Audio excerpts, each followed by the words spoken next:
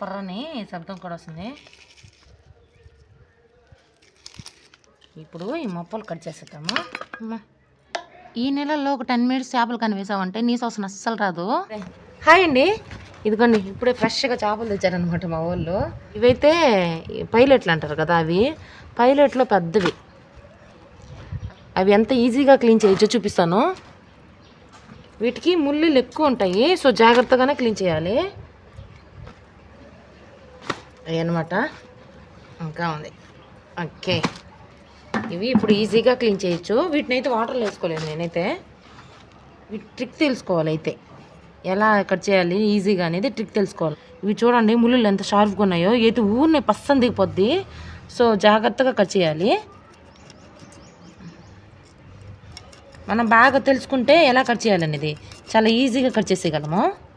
ఎన్ని పైలెట్ల చేపలు ఉన్నా సరే బాగా ఈజీగా కట్ చేసేయగలము. ఇవి వచ్చేసి చిన్న చేపలు ఫ్రైకి బాగుంటాయి చాలా. ఈ పెద్దవి అయితే పులుసుకి బాగుంటాయి. అదే చిన్న చేపలు అనుకోండి, చేపగా ఘాట్లు పెట్టేసుకొని ఫ్రై చేసుకుంటే సూపర్గా ఉంటుంది.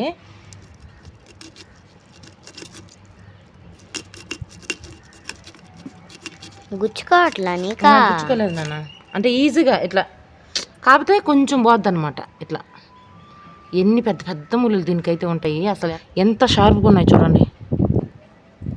ఇవి జస్ట్ ఊరిని అట్లా తగిలితే చాలు భలే బ్లడ్ వచ్చేస్తుంది. అయ్యకుండా ఎడుగుచ్చా ఈ సైడ్లు కూడా ఇట్టు కోసేసుకుంటే మనకి కత్తిపేట బాగా తెగాలి, అప్పుడైతే తొందరగా అయిపోద్ది.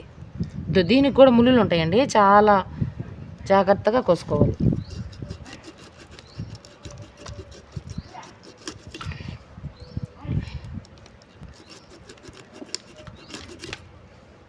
ఇక్కడైతే చాలా పెద్ద ముళ్ళు ఉంటుంది, తొందరగా తెగదు.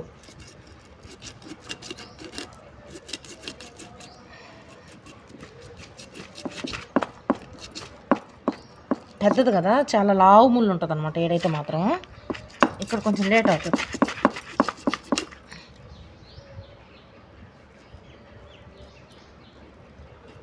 తర్వాత తాకు ఇలా కట్ చేసుకుంటే ఇదిగోండి ఇట్లా అయిపోయింది కదా. ఇప్పుడు దీని స్కిన్ ఉంటుంది కదా, దాన్ని అయితే మనం ఈజీగా రిమూవ్ చేసుకోవచ్చు. దీనికి ఈ స్కిన్ భలే వచ్చేస్తుంది.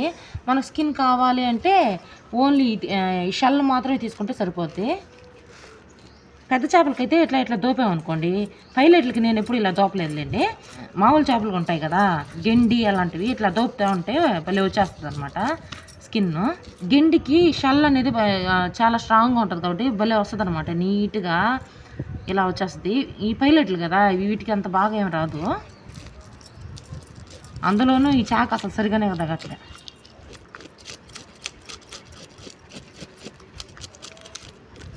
మనకి పై స్కిన్ వద్దు అనుకుంటే సైడ్ ఉంటుంది కదా, సైడ్ నుంచి పీక్కుంటా వచ్చి సరిపో. మీకు చూపించడానికి మాత్రమే దీన్ని అట్లా తీస్తూ ఉన్నాను, మామూలుగా అయితే ఉంచేస్తా. చూడండి బతికే ఉంది. ముందు దీన్ని తీసేద్దాం, తర్వాత దాన్ని పని పడదాం. పైలెట్లకి ఇలా ఈజీగా వచ్చేస్తుంది అనమాట. ఇది చాలా కష్టం అంటే కష్టం అని నేను ఆడన్నా మజ్జిడు.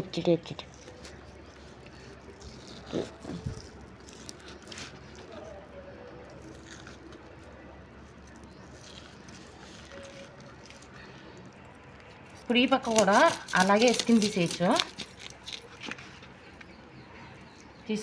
ఒక పక్క తీసి ఇంకో పక్క బాగుంటుంది కదా, సో తీసేస్తాను. శబ్దం కూడా వస్తుంది, పర్రని శబ్దం కూడా వస్తుంది.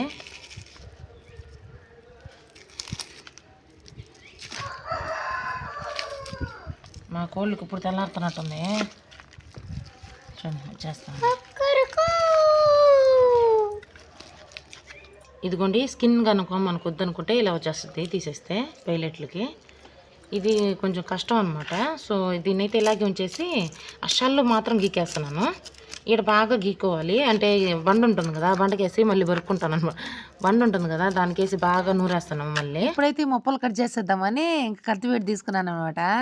ఆ కత్తిపేట అసలే వీక్నెస్గా ఉంది. సో కట్ చేస్తూ ఉంటే చూడండి ఇరిగిపోయిందనమాట. ఆ చేపలు చూసేదానికి వీడియోలో చిన్నవిగా ఉన్నాయి కానీ ఒక్కొక్కటి 3/4 కేజీ పడుద్ది. సో అది తట్టుకోలేకపోయింది అనమాట కత్తిపీట. ఇంకా నేను పెట్టి చూస్తా ఉన్నాను. నేను ఎందుకు పెట్టి చూడడం, అదేమన్నా నతుక్కుంటుందా పాడు. ఇంకొకటి తెచ్చాను అనమాట కత్తిపీట వెళ్ళి.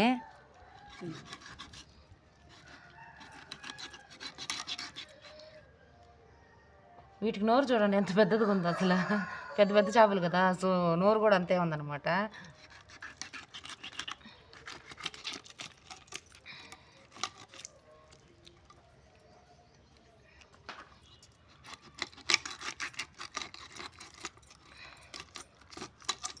అదే మొప్ప అనమాట. ఇది కానీ ఇవిగోండి, ఇవైతే మొప్పలు కదా. ఇంక ఇవి కూడా తీసేస్తాము. వీటిని ఏమంటారు మనకు తెలీదు. గట్టిగా ఉన్నాయి, పెద్దవి కదా. లాట్ అంటే గట్టిగా ఉంది. ముక్కలు కట్ చేసుకోవాలి.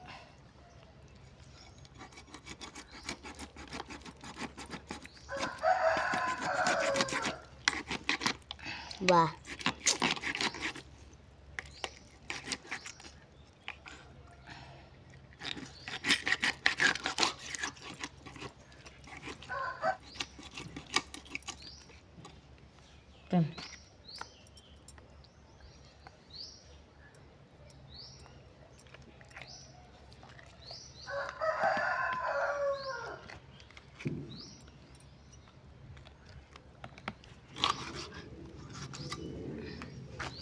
పెద్ద పెద్ద ముక్కలు.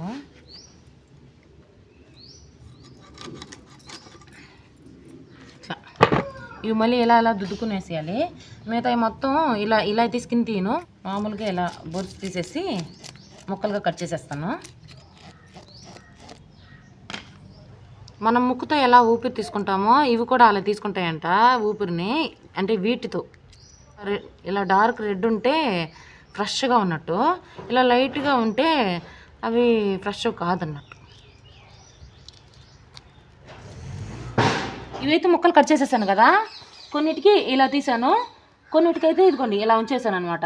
అంటే పై బొబ్బరు తీసేసి మళ్ళీ ఇప్పుడు ఇలా ఎలా రఫ్ నేల ఉంటుంది కదా, దాని మీద ఇట్లా ఇట్లా గీకేస్తే తెల్లగా వచ్చేస్తుంది. అంటే రాక్ సాల్ట్ ఈ నిమ్మకాయ అనమాట పిండుకొని దుద్దుకోవాలి, అప్పుడు తెల్లగా వచ్చేస్తాయి. నేనైతే కింద పడుతుంది కదా డస్ట్, అందుకని గోతం అయితే వేసుకున్నాను.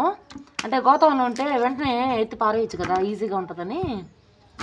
ఇప్పుడు అన్నీ ఈ బకెట్లో వేసుకొని బాగా క్లీన్ చేసుకోవాలా. ఇప్పుడు అన్నమాట ఎక్కువ పని ఉండేది. అంటే ఇవి పెద్ద పెద్దవి కదా, కోయడానికి చాలా కష్టంగానే ఉంది. మామూలుగా చిన్న పైలెట్లు అయితే చాలా ఈజీ. ఇంకా అదనమాట, పైలెట్లు వేయించుకునేదానికి చాలా బాగుంటాయి. ఇప్పుడు ఇందులో నేను నిమ్మకాయ పిండేస్తున్నాను.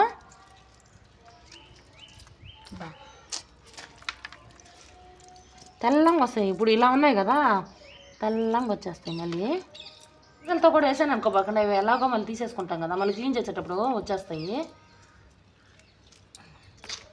డస్ట్ ఈడ ఆడ పడలేదు, ఓన్లీ గోతం మీదే ఉంది. సో గోతం అన్ని క్లీన్ చేసుకుంటే సరిపోద్ది.